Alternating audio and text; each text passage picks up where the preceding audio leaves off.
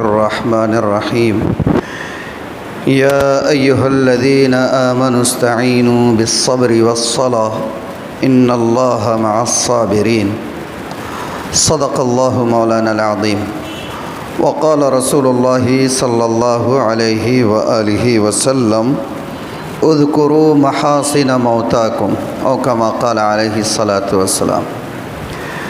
काबिल-ए-इज़्ज़त एहतराम बुज़ुर्गों, अज़ीज़ दोस्तों और भाइयों, आप हज़रात वाकिफ़ ही है और अभी जैसे नमाज इशा के बाद ऐलान किया गया कि हमारे मस्जिद के बहुत ही हाजिर बाश और पाबंदी से यहाँ हाज़िर रहने वाले मुसल्ली और इस मस्जिद गनीपुरा की इंतज़ामी कमेटी के रुकन मरहूम इंजीनियर अब्दुर्रऊफ़ साहब आज हुक्म खुदाबंदी से अपनी इस आर्ज़ी दुनिया से रुख़्सत होकर अबदी ज़िंदगी की तरफ मुंतकिल हो चुके हैं। अभी जैसे मैंने आपके सामने एक हदीस पढ़ी, उसमें अल्लाह के रसूल सल्लल्लाहु अलैहि व आलिहि वसल्लम का इरशाद गिरामी क़द्र है। आपने फ़रमाया कि अपने मरहूमीन का ज़िक्र खैर किया करो। ताज़ियत करना 3 दिनों तक ये मसनून है। आज मस्जिद गनीपुरा नांदेड़ के ज़िम्मेदारान बिलख़ुसूस इंतज़ामी कमेटी के सदर बावक़ार जनाब इंजीनियर जावेद लुत्फ़ुल्लाह साहब और उनकी टीम ने यह तय किया कि चूँकि आज दरस कुरान की नशिस्त होती है तो उसी के साथ साथ मरहूम के लिए ताज़ियती नशिस्त भी मुनक़्क़द कर ली जाए। चुनाचे इस सिलसिले में मैं कुछ गुजारिशात पेश करने के लिए सबसे पहले दावत देता हूँ इंतज़ामी कमेटी मस्जिद गनीपुरा के सदर इंजीनियर जावेद लुत्फ़ुल्लाह साहब को वो आएँ और मरहूम से मुताल्लिक़ अपने ख़यालात पेश फरमाएँ।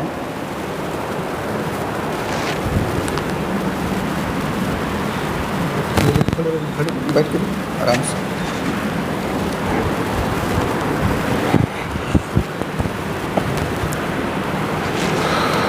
बिस्मिल्लाहिर्रहमानिर्रहीम नहमदुहु व नसल्ली अला रसूलिल करीम अम्मा बाद। अस्सलामु अलैकुम।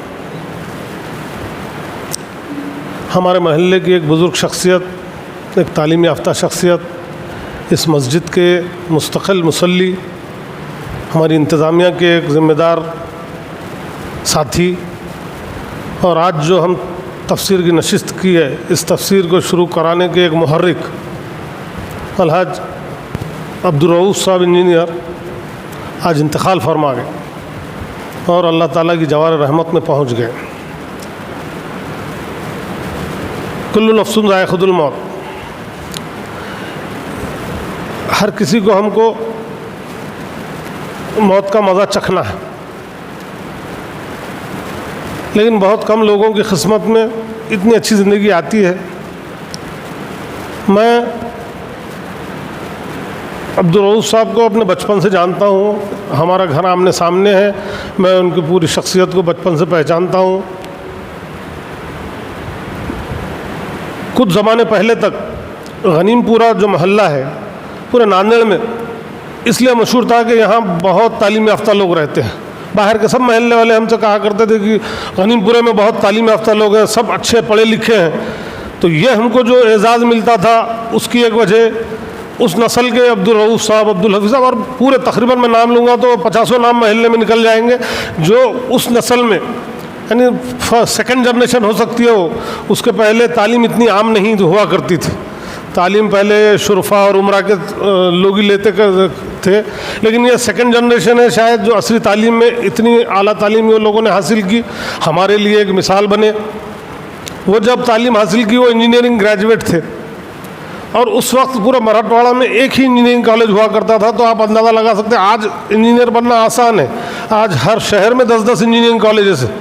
उस वक्त सिर्फ एक इंजीनियरिंग कॉलेज हुआ करता था, उसके लिए कितनी मुसाबक़त होगी, और उसमें वो उस इंजीनियरिंग कॉलेज से फ़ारिग होकर अपनी ज़िंदगी as a engineer irrigation department में बहुत अच्छे से गुजारी, वहाँ अच्छे अच्छे ओहदों पर रहे।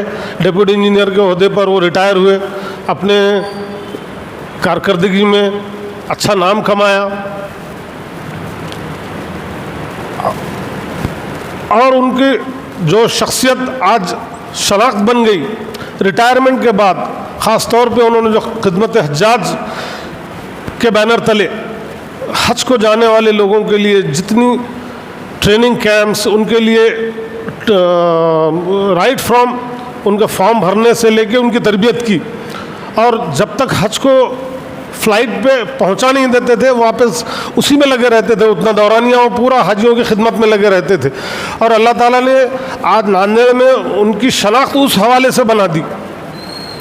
तो इसका हमको फ़ख्र है कि वो भी हमारे मोहल्ले से थे। मैं तो उनके घर के सामने रहने से उनके हर नेचर से वाकिफ़ था। खुश गुफ्तार थे, खुश तबा थे, नरम गुफ्तार थे। कभी मैंने उनको ऊंची आवाज़ में बात करते हुए नहीं देखा, और मैंने कभी उनको गुस्सा होते नहीं देखा। शायद उनके बच्चों पे कभी हुए होंगे, वो कह सकेंगे, लेकिन मैं घर के सामने रहते हुए भी कभी ऐसा मौका नहीं आया कि मैंने उन्हें गुस्से में किसी पे मतलब ज़ोर से आवाज़ निकाले। इतने नरम गुफ्तार थे। और लोगों को राय देना, लोगों के किसी की कोई भी शिकायत हो या किसी का कोई राय की ज़रूरत हो, उनका दीवान खाना खुला रहता था। ख़ास तौर से रिटायरमेंट के बाद तो ये हालत थी कि वो वहाँ बैठते थे, किसी ज़िम्मे में भी वो हाजियों के लिए ख़ास खिदमत हो, इंजीनियरिंग से रिलेटेड हो। पुरानी जनरेशन के इंजीनियर थे, लेकिन अपने खुद की सलाहियतों से कंप्यूटर में भी इतनी महारत हासिल कर चुके थे कि आज के नौजवान भी कंप्यूटर में, इंजीनियरिंग फील्ड में शायद उनसे मुकाबला न कर पाते। ये उनका अपना ज़ौक़ था, खुद के शौक़ से उन्होंने ये सब कुछ किया था। अब आज जो याद रखे जाएंगे, हमें तो बार बार वही शक्ल आती है कि कभी ऊंची आवाज़ में बात नहीं। इंतज़ामिया में हमारे साथ थे, मेरे से काफ़ी उम्र में बड़े थे। ये सब लोगों ने मुझे जिम्मेदारी सदारत की दे दी थी। वो हमारी मैनेजमेंट जब भी कोई राय रखते थे, कभी ज़बरदस्ती नहीं करते थे कि मेरी राय मानी जाए। हमेशा, हालांकि मैं उनसे बहुत छोटा था, लेकिन कभी खुद से कोई चीज़ को आगे बढ़ के अगर राय रखना हो तो मेरे तवस्सुत से रखते थे। मुझे बोलते थे कि हमको ऐसा करना चाहिए। अगर वो राय हम मान लेते तो भी वो खुश रहते थे, और अगर किसी वजह से वो राय ना मानी जाती तो कभी उस पर शिकायत नहीं करते थे। कि यानी उनके अंदर ईगो नाम या आना नाम की चीज़ नहीं थी। वरना होता ही है आमतौर पर लोगों में कि इतने बासलाहियत लोग अगर उनकी राय ना माने तो शिकायत करने लगते हैं वो ना। लेकिन उनकी तबीयत ऐसी थी, बहुत कुछ उनसे सीखने को मिला है। दूसरों की इज़्ज़त नफ्स का भी बहुत ख्याल रखते थे। मैं एक वाक़या सिर्फ सुनाऊंगा कि इंतज़ामिया के हवाले से एक बार मुझे उन्होंने फ़ोन किया। मुझे फ़ोन करके ये बोले कि देखिए, हम जो मस्जिद में खिदमत करते हैं, इमाम, मौज़्ज़िन वग़ैरह, तो कुछ लोग अपने तौर पे कुछ रकम वग़ैरह देते हैं। हो सकता है उनको खुद नुमाई की शौक़ हो, लेकिन वो लोगों को शायद इज़्ज़त नफ्स को ठेस पहुँचे। क्यों ना तुम ऐसा करो कि जो भी दो इंतज़ामिया के थ्रू दो, तो इंतज़ामिया के थ्रू जब देंगे तो वो इज़्ज़त नफ्स को ठेस नहीं पहुँचेगी, क्योंकि इंतज़ामिया का काम ही है उनको देना। तो इतना बारीक चीज़ों का ख्याल रखते थे। एक मौके पे उनका मुझे फ़ोन आया था कि इस तरह आप ऐसा तरतीब करो कि कोई पर्सनल ऐसा कुछ ना दे, क्योंकि पर्सनल देने में आदमी को देने वाले को खुदनुमाई का बहुत ज़्यादा शौक़ होता है, उसमें बता कर देना चाहता है। तो ऐसे बहुत से वाक़यात हैं। बस आज के दिन उनको याद करके हमें दुआ देनी चाहिए। और आखिर में मैं अल्लाह ताला से दुआ करूँगा कि अल्लाह ताला उनकी हर छोटी बड़ी ख़ता को माफ़ करे, उनकी मग़फ़िरत फरमाए, उनको अपनी जवार रहमत में जगह दे, उनको करवट करवट जन्नत नसीब करे, और उनके लवाहिक़ीन को सब्र जमील अता करे, और हमारे अंदर भी वो सिफ़ात आए। अल्लाह ताला हमारे अंदर भी वैसी सिफ़ात पैदा करे। इस दुआ के साथ मैं अपने चंद कलमात ख़त्म करता हूँ। अल्लाह हाफ़िज़।